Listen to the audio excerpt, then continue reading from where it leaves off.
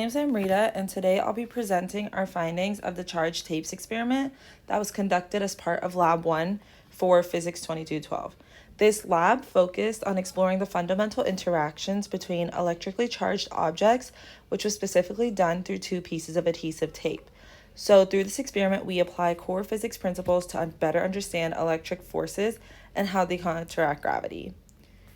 The purpose of this lab was to investigate the forces between two electrically charged tapes. This was done using glow script simulations and experimental measurements.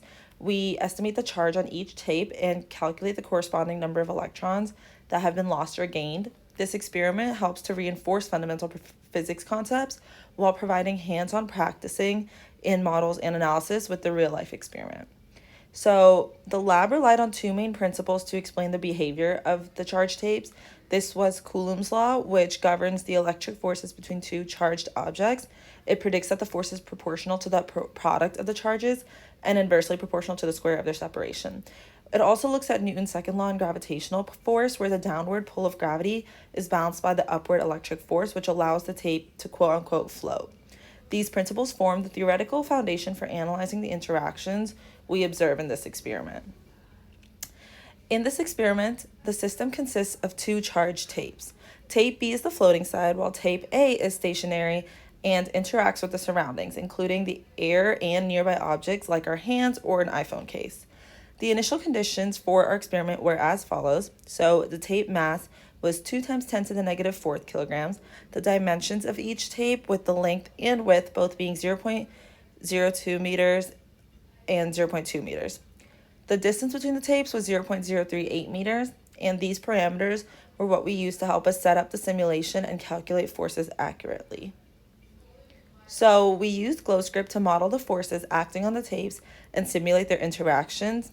The simulation assumes that the electric force is distributed along the length of the tape rather than being concentrated at a single point, which provides a more accurate representation.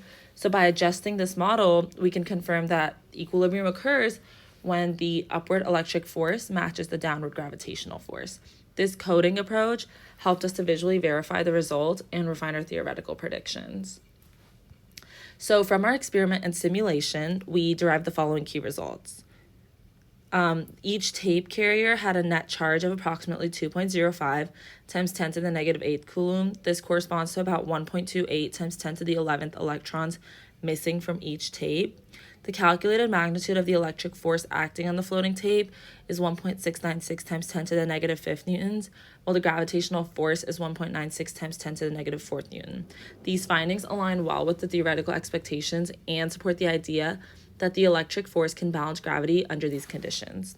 So in terms of sources of error, while our results were consistent, there was several factors that could have been introduced to our measurements and calculations. For instance, handling the tapes could cause charge to be lost or transferred, which would alter the net charge and affect the results.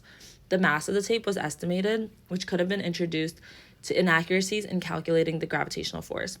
Also, environmental factors like air currents and etc. were not controlled and could have influenced the floating behavior of the tape. Finally, the assumption that tapes can be modeled as point charges may not fully capture the complexity of their charge distribution. So to take a look at the additional questions that extend beyond the concepts of this lab, considering the idea that if electrons had a positive charge and protons had a negative charge, the observation would probably remain the same since their interactions are more dependent on the relative charge as opposed to the polarity. And also looking at the second question as to why it is important to handle the tapes carefully and what would happen if they were to come into contact with hands or other objects. Handling them could transfer charges to or from the tapes, which could neutralize it or alter this charge in any which way. That would directly impact the forces and the observed interactions that we saw in terms of this experiment. Also, additionally, contact with other objects like tables or hands could lead to contamination or charge distribution. So that wraps up this lab, and as you can see, it provides valuable insights into the behavior of electrically charged objects. Thank you for your time,